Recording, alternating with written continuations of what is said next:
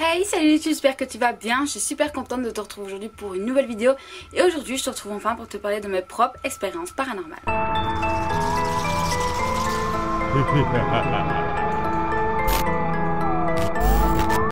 Donc avant tout, je ne sais pas si c'est paranormal, je ne sais pas si c'est mon cerveau qui me joue des tours. Voilà, personne ne le sait, je ne peux pas le savoir. Je n'ai pas la science infuse malheureusement. J'aimerais bien, mais ce n'est pas le cas.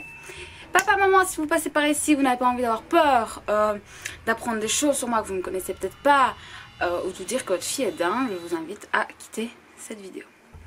Et donc avant de commencer, je voulais répondre à une question qu'on m'a posée sur Instagram de la part de Sandra. Donc Sandra, si tu passes par là, je te fais des gros bisous. Tes croyances au niveau paranormal. Alors je pense que je vous l'ai déjà expliqué un petit peu à travers mes autres vidéos, que le paranormal peut exister. Je ne pense pas, je ne suis pas sûre qu'on puisse posséder un corps. Là c'est pour moi toujours en suspens parce que je ne l'ai jamais vécu, parce qu'à part dans les films, voilà, à part dans les films et dans les livres, de gens qui disent avoir vécu ça, on n'en a encore jamais eu la preuve. En tout cas personnellement. Donc ça c'est encore quelque chose auquel j'ai du mal à croire. Par contre, je crois qu'à un moment donné, lorsqu'on part, il y a un stade où on ne part pas totalement, où on est quand même là. Et donc on essaie quand même de faire passer nos messages. Je pense même parfois que c'est ça qu'on a l'impression d'avoir... Vous voyez, parfois on a l'impression que quelqu'un nous touche ou des choses comme ça, qu'on est seul vers. Je pense que ça peut venir de là. Voilà, à ce niveau-là. Et donc je vais vous parler maintenant de mes expériences. C'est pas des trucs de fou, je vous le dis tout de suite. Hein. Mais vous vouliez un peu savoir, donc je me dis bah, pourquoi pas. Donc, pour vous mettre un peu dans le contexte, lorsque j'ai eu 10 ans, j'ai perdu quelqu'un qui était toute ma vie, à qui je pense encore aujourd'hui. Ça m'a extrêmement fragilisée. Et voilà, j'ai perdu cette personne, elle n'est plus de ce monde. Ça a été très compliqué, vous savez, ça a été vraiment...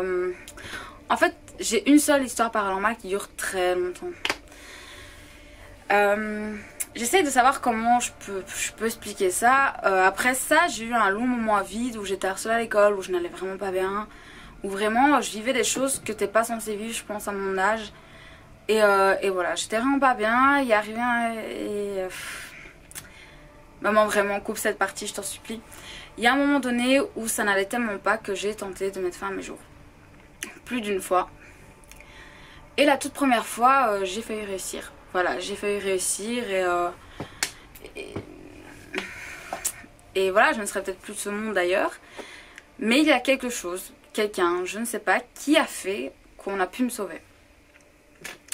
Voilà.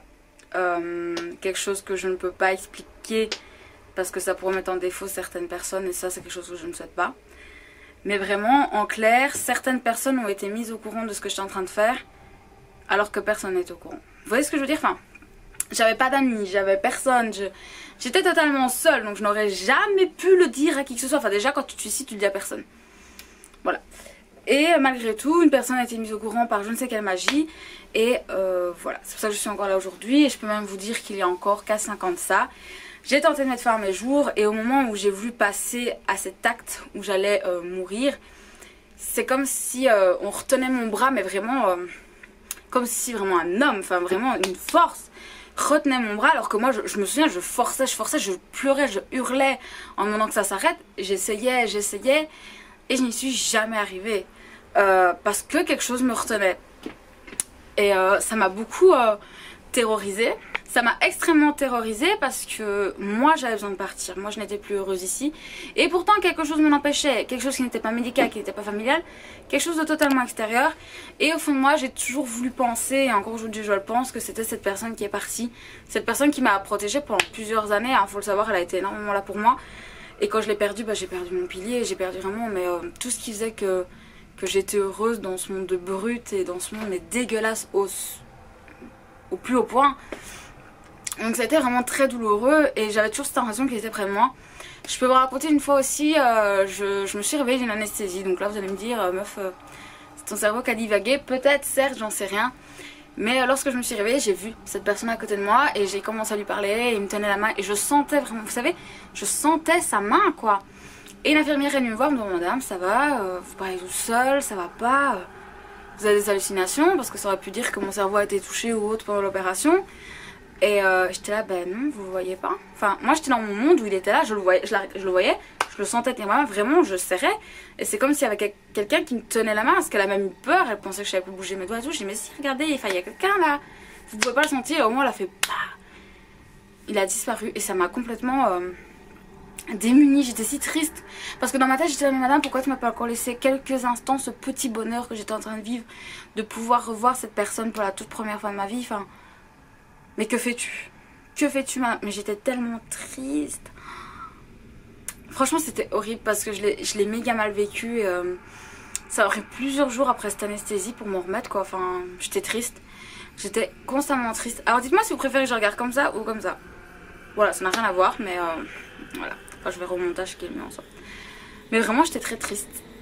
Et il y a eu beaucoup de choses comme ça aussi, où parfois, j'écrivais dans un carnet pour cette personne. Je lui écrivais mes aventures, je lui écrivais mes états d'âme, je lui écrivais aussi beaucoup de tristesse, c'était beaucoup de négativité, surtout qu'à l'époque, j'étais vraiment négative. Et je le suis encore très aujourd'hui, hein. Attention, je fais confiance à personne, j'ai pas d'amis, il y a que mon copain et mes parents, c'est tout ce que j'ai. Et j'ai pas de potes, j'ai pas de connaissances, j'ai que dalle. Donc il y a que moi et mes états d'âme. Et cette société de merde autour de moi. Et je balançais toute la négativité, je lui disais à quel point j'avais besoin de lui, j'avais besoin qu'il soit là et qu'il n'avait pas le droit de m'abandonner. Et là, je me souviens que 3 jours plus tard, quand j'ai voulu retourner écrire, parce que j'écris pas tous les jours, hein, tous les jours je lui envoie pas de la négativité, sauf qu'un jour, la page était pliée. Mais pliée, vous savez, comme si on faisait un bord. Sauf que personne ne savait que j'écrivais ça, et personne ne savait où était caché, parce que c'est une cachette méga secrète, d'accord? Personne ne pouvait le savoir. Et je me suis dit, waouh. Et là, dans ma tête, je me suis dit, mais est-ce que les esprits déjà peuvent faire ce genre de choses? Vous voyez, déjà, il y a eu le raisonnement de est-ce que si c'est lui, si c'est un esprit, déjà qu'est-ce que tu fais là frère, ça fait des années que t'es plus là, t'es censé être au paradis maintenant, mais est-ce qu'il peut faire ça, plier une page? Et de là je me suis beaucoup renseignée, voir si les esprits pouvaient bouger les objets, etc. Et bien sûr bah, vous voyez dans tout ce qui est paranormal et ça, il peut faire voler des terres entières. Et je me suis dit moi, peut-être que c'est lui. Donc voilà, pour moi, pour mon histoire paranormale. Maintenant je peux aussi vous expliquer quelque chose d'autre qui n'est pas du tout paranormal. Je fais énormément de paralysie du sommeil depuis que j'ai 13-14 ans je dirais. Mais des crises de paralysie du sommeil qui sont énormes. Je me souviens, celle qui m'a le plus marquée, j'habitais encore où j'habitais avant. Et ma mère était dans le même immeuble que moi, vous voyez. Et je me souviens qu'un soir, je me suis réveillée et je voyais des ombres autour de moi, mais vraiment des hommes. Des hommes autour de moi, même s'ils n'avaient pas de visage, c'était vraiment des grosses ombres. Et j'étais plaquée contre mon lit et je pouvais pas bouger, je pouvais pas. Alors que moi j'ai envie de me lever, prendre mon couteau, parce que j'ai toujours un couteau caché. S'il y a un voleur qui vient chez moi, il est mal barré. Je voulais prendre mon couteau et les poignarder, je pouvais pas. Et j'ai commencé à ne plus pouvoir respirer, j'ai commencé à paniquer. Et là je les ai vus s'approcher. Mais mon Dieu, mais qu'est-ce que j'ai eu peur. Je suis pas une trouillarde, moi j'ai pas peur de la mort. Donc si c'est la fausse chose, je vais lui faire salut, ça va. Par contre là je ne savais pas ce qu'ils me voulaient ces gens là. Parce que je me disais mais peut-être que t'es mal réveillée, donc c'est vraiment des hommes, et peut-être qu'ils vont essayer de te violer, peut-être qu'ils vont te faire du mal. Vous voyez, il y a tout qui se bouscule dans votre tête. Enfin moi en tout cas c'est comme ça que ça s'est passé et que ça se passe encore aujourd'hui. Hein. Ils se sont approchés et j'ai senti leurs mains sur moi. Je les ai sentis, putain. Je sais pas comment expliquer, mais vraiment j'avais leur sensation de froid, Enfin, vous voyez, et il y en a un qui est monté sur moi et qui m'a serré à ce niveau-là. Mais serré tellement fort que j'ai tout fait et je me souviens que dans ma tête, je crie après ma mère, je voulais qu'elle se réveille, qu'elle vienne me sauver. Mais rien ne sortait de ma bouche, rien. Rien du tout. Et d'un coup, tout en étant toujours aussi réveillée, hein, parce que ce n'est pas qu'un rêve, hein, les gars, je me suis redressée, j'ai crié, le seul mot qui est sorti c'est maman. Alors qu'avant, dans ma tête, il y avait déjà aide-moi maman. Mais... Et voilà, et j'avais si peur, j'étais terrorisée, je me souviens, je me suis levée, j'étais dans mon salon, j'allumais toutes les lumières, j'ai allumé la télé, enfin il n'y avait pas une ombre de noir chez moi, j'étais mais pétrifiée. Et au bout de quelques heures, je me rendors un peu dans le canapé, puis je me réveille, je dirais 2 heures plus tard. Et en me réveillant, j'avais mal. Et tout ici en fait, j'étais rouge vif quoi. Vraiment, vraiment comme si quelqu'un était venu sur moi, s'était appuyé sur moi. Et ça m'a complètement pétrifiée. Et voilà. C'est pas ouf, hein. C'est vraiment pas ouf parce que ça me fait très peur. Parce que la dernière en date que j'ai fait, j'ai failli m'étouffer dans mon sommeil. Tellement j'essayais d'hurler, d'hurler. Je gardais la bouche ouverte, mais tout se bloquait là. Et donc je commençais à ne plus pouvoir respirer, c'était un enfer. Et vraiment c'est pas cool quoi. Ça fait très peur. Même moi qui n'ai pas peur de ce qu'est la mort, etc. Sous le coup t'as peur parce que tu sais pas ce qui t'arrive, tu sais pas si t'es normal, si c'est pas normal, si c'est paranormal, si c'est un problème au cerveau. C'est ça le pire, dans ces cas là je me dis mais meuf t'as peut-être un problème au cerveau quoi. Sauf qu'on serait quand même des milliers de personnes à avoir des problèmes au cerveau, ce qui est totalement possible, hein, attention. Donc je sais pas, j'essaie de me rationaliser et de me dire mais c'est ton corps, en ce moment tu stresses, t'es pas bien, il faut que voilà, c'est sa façon d'évacuer les choses parce que c'est vrai que les jours d'après, certes le jour même je suis angoissée mais les jours d'après je ne le suis plus du tout. Mais quand même quoi, enfin c'est pas joyeux et ça m'arrive encore je dirais, la dernière c'était il y a 1 mois et demi, ouais. C'était mi-septembre plus ou moins, celle d'avant c'était... je dirais fin juillet.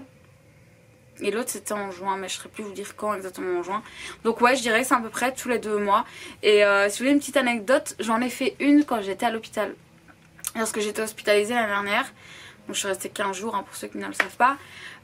J'ai fait une paralysie du sommeil.